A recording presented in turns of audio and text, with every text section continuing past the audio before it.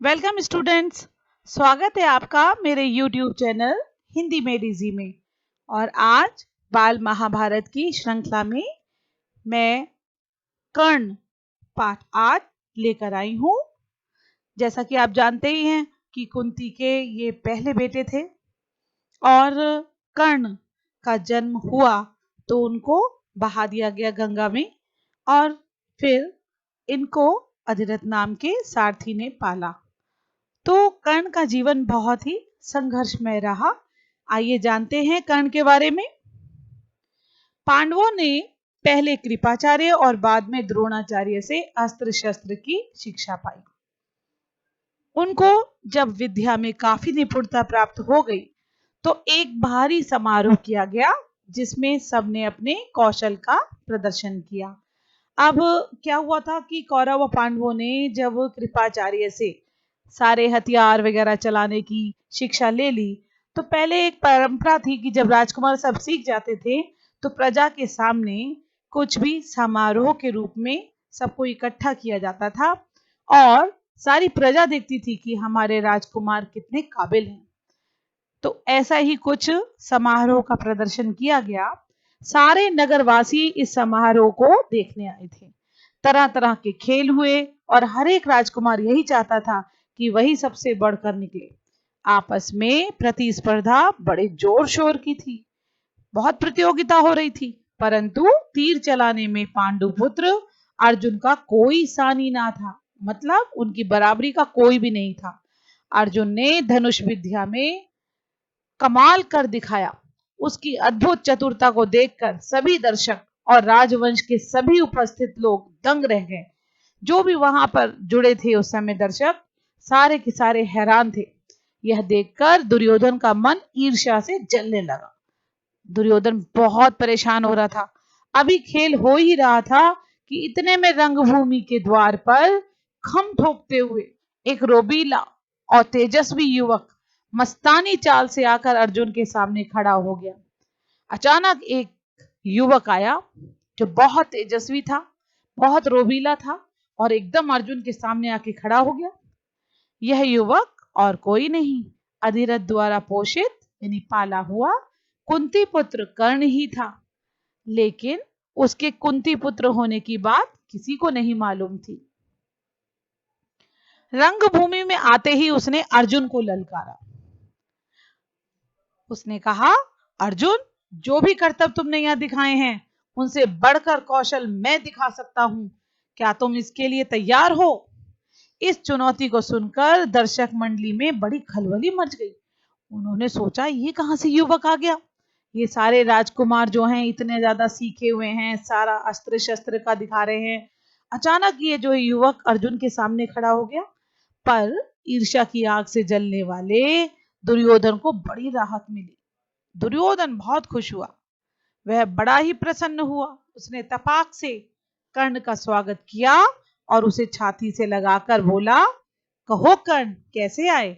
बताओ, हम तुम्हारे लिए क्या कर सकते हैं? कर्ण बोला, राजन, मैं अर्जुन से द्वंद्व युद्ध और आपसे मित्रता करना चाहता हूं। कर्ण की चुनौती सुनकर अर्जुन को बड़ा तैश आया, बहुत गुस्सा आया उसे। वह बोला, कर्ण, सभा में जो बिना बुलाए आते हैं और जो बिना किसी के पूछे बोलते हैं वे निंदा के योग्य होते हैं। यानी तुम बिना बताए बिना पूछे यहां पर आए हो तो तुम्हारी बहुत निंदा होगी संसार में। यह सुनकर कर्ण ने कहा, अर्जुन, यह उत्सव केवल तुम्हारे लिए नहीं मनाया जा रहा है। सभी प्रजाजन इसमें भाग लेने का अधिकार रखते हैं।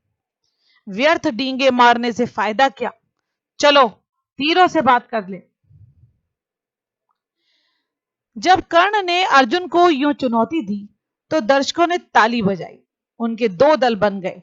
एक दल अर्जुन को बढ़ावा देने लगा, दूसरा कर्ण को। कोई बोले अर्जुन की जय, कोई कहे कर्ण की जय। इसी प्रकार वहां इकट्ठी स्त्रियों के भी दो दल बन गए। कुंती ने कर्ण को देखते ही पहचान लिया और भय तथा लज्जा के मारे मूर्छित सी हो गई। उनको एकदम पता चला, उसके कुंडल और कवच देखे वो पहचान, अरे ये तो वही पुत्र है जिसे उसने जो है वो गंगा में बहाया था। वो एकदम से जान गई कि ये वही कर्ण है। तो उसकी ये हालत देखकर विदुर ने दासियों को बुलाकर उसे चेत करवाया, उसका मतलब उसे होश में लाने के लिए। इसी बीच कृपाचार्य ने उठकर कर्ण से कहा, अज्ञातवीर, महाराज पांडु का पुत्र और कुरुवंश का वीर अर्जुन तुम्हारे साथ द्वंद्व युद्ध करने के लिए तैयार है, किंतु तुम पहले अपना परिचय तो दो। तुम कौन हो, किसके पुत्र हो, किस राजकुल को तुम विभूषित करते हो? द्वंद्व युद्ध बराबर वालों में ही होता है। कुल का परिचय पाए बगैर राजकुमार कभी द्वंद्व करने के लिए तैयार नहीं होते। तो यहाँ पर जब उनको ऐसे ऐसे बोला गया कि अपने राजकुल का परिचय दो और कहाँ के हो, कौन से राजकुमार हो, तो कृपाचार्य की ये बात सुनकर कर्ण का सिर झुक गया, क्योंकि कर्ण तो जानते थे कि वो तो सारथी के बेटे हैं, अधिरथ के बेटे हैं।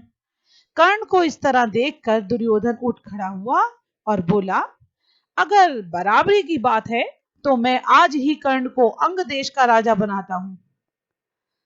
तो उस समय दुर्योधन ने कर्ण का साथ दिया, और क्योंकि जब उसने कर्ण ने उसे अपना मित्र माना था तो सच्ची मित्रता निभाई दुर्योधन ने, और जो उसने सिर झुका हुआ था उसको, कर्ण के सिर जो झुक गया था इस बात से, तो दुर्योधन ने मानो उसे आदर सम्मान दे दिया। यह कहकर दुर्योधन ने तुरंत पितामह भीष्म और पिता धृतराष्ट्र से अनुमति लेकर वहीं रंगभूमि में ही राज्य अभिषेक की सामग्री मंगवाई और कर्ण का राज्य अभिषेक करके उसे अंग देश का राजा घोषित कर दिया। तो इस प्रकार से कर्ण जो है वो अंग देश के राजा बन गए और उनका राज्य अभिषेक वहीं रंगभूमि में, जहां सारे प्रजा उपस्थित थी, उन्हीं के सामने उनका राज्य अभिषेक हो गया। इतने में बूढ़ा सारथी अधिरथ, जिसने कर्ण को पाला था, लाठी टेकता हुआ और भय के मारे कांपता हुआ सभा में प्रविष्ट हुआ। अब इसी बीच में जो है अधिरथ आते हैं, वो प्रवेश करते हैं, और वो कांप क्यों रहे हैं? उनको लगा कि ये सब क्या हो रहा है। कर्ण जो अभी अभी अंग देश का नरेश बना दिया गया था, यानी राजा बना दिया गया था, उसको देखते ही धनुष नीचे रखकर उठ खड़ा हुआ और पिता मानकर बड़े आदर के साथ उसके आगे सर नवाया। तो कर्ण तो जानते थे कि ये उनके पिताजी हैं, तो अधिरथ के सम्मान के लिए वो तुरंत खड़े हो गए और उनका आदर किया, सम्मान किया और उन्हें सर नवाया। बूढ़े ने भी बेटा कहकर उसे गले लगा लिया। यह देखकर भीम खूब कहकहा मारकर हंस पड़ा और बोला, सारथी के बेटे, धनुष छोड़कर हाथ में चाबुक लो, चाबुक, वही तुम्हें शोभा देगा। तुम भला कब से अर्जुन के साथ द्वंद्व युद्ध करने के योग्य हो गए? तो यहाँ पर एक कटाक्ष जो है वो भीम की तरफ से जो कहा गया, उसमें उसे सारथी का बेटा बोल दिया। इतना होने के बाद भी उसका जो है वो उन्होंने मजाक उड़ाया। यह सब देखकर सभा में खलबली मच गई। इस समय सूरज भी डूब रहा था, इस कारण सभा विसर्जित हो गई। तो पहले ऐसा होता था कि जैसे ही सूरज डूबा उसके बाद कोई भी कार्य वहीं पर ही समाप्त माना जाता था और फिर अगले दिन सूर्य उगने पर ही दोबारा होता था। तो इस तरह से सभा जो है वहां पे समाप्त हो गई। मशालों और दीपकों की रोशनी में दर्शक वृंद, जो दर्शकों का समूह था, अपनी अपनी पसंद के अनुसार अर्जुन, कर्ण और दुर्योधन की जय बोलते जाते थे। कहीं से अर्जुन की जय हो, कहीं कर्ण की जय हो और कहीं से आवाज आ रही थी दुर्योधन की जय हो। इस घटना के बहुत समय बाद एक बार इंद्र बूढ़े ब्राह्मण के वेश में अंग नरेश कर्ण के पास आए और उसके जन्मजात कवच और कुंडलों की भिक्षा मांगी। इंद्र को डर था कि भावी युद्ध में जो महाभारत का युद्ध होने वाला था उसमें कर्ण की शक्ति से अर्जुन पर आपत्ति यानी विपत्ति आ सकती है। इस कारण कर्ण की ताकत कम करने की इच्छा से ही उन्होंने उससे ये भिक्षा मांगी थी। कर्ण को सूर्यदेव ने पहले ही सचेत कर दिया था, उन्हें सावधान कर दिया था कि ऐसा ऐसा तुम्हारे संग हो सकता है कि उसे धोखा देने के लिए इंद्र ऐसी चाल चलने वाले हैं। परंतु कर्ण इतना दानी था कि किसी के कुछ मांगने पर वह मना ही नहीं कर सकता था। इस कारण यह जानते हुए भी कि भिखारी के वेश में इंद्र धोखा दे रहे हैं, कर्ण ने अपने जन्मजात कवच और कुंडल निकाल कर भिक्षा में दे दिए। और वो कवच और कुंडल उनके शरीर से चिपके हुए थे। उसको उखाड़ने में वो लहूलुहान हो गए और उन्होंने वो कवच और कुंडल निकालकर उन्हें भिक्षा में दे दिया। इस अद्भुत दानवीरता को देखकर इंद्र चकित रह गए। कर्ण की प्रशंसा करते हुए बोले, कर्ण, तुमसे मैं बहुत प्रसन्न हूं। तुम जो भी वरदान चाहो मांगो।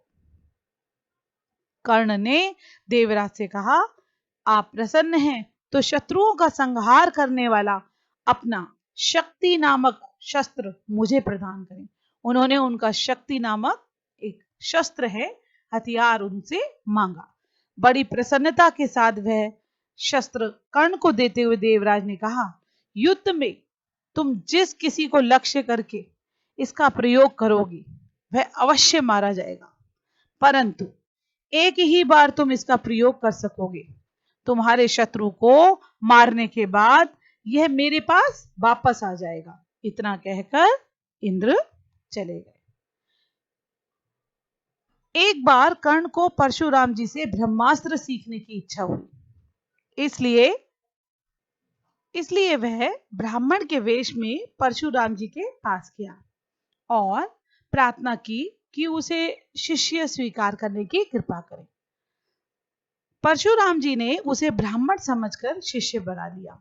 इस प्रकार छल से कर्ण ने ब्रह्मास्त्र चलाना सीख लिया।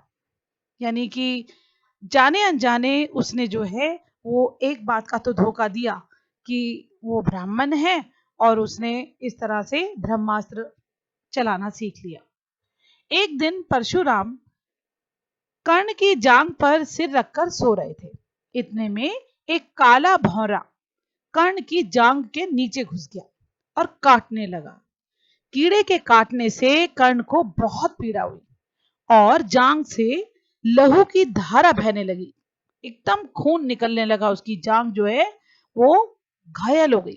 पर कर्ण ने इस भय से, इस डर से कि कहीं गुरुदेव की नींद ना खुल जाए, जांघ को जरा भी हिलाया डुलाया नहीं। उसने सोचा गुरुदेव सो रहे हैं, सोते रहे, कोई बात नहीं, कीड़ा काट रहा है तो काटने दो।